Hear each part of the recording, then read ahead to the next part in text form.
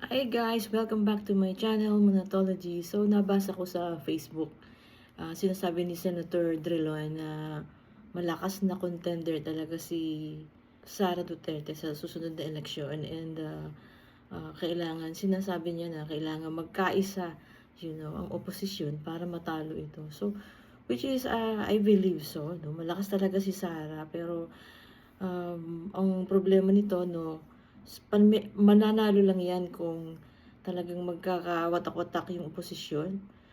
So yung kunwari hindi nagsanib ang mga ang suporta ng mga kakampings at saka ng Marcos loyalists, kung hindi ito magkakaisa, pamihado na tatalunin ni Sara yung kung sino man yung ating manok sa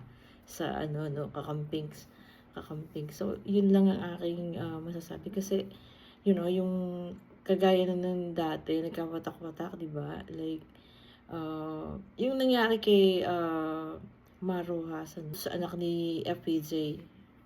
So bale yun ang nagpatalo kay Maro Hasan.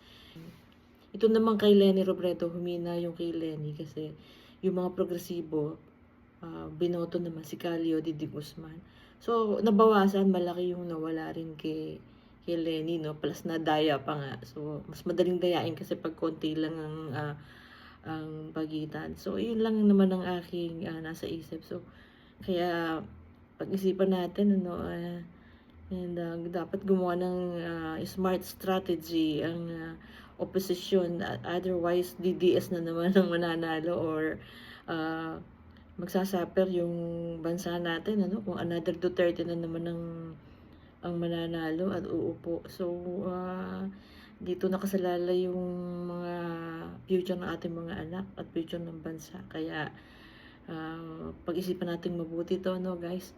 Alright, yun lang ang aking nasabi. See you in my next video.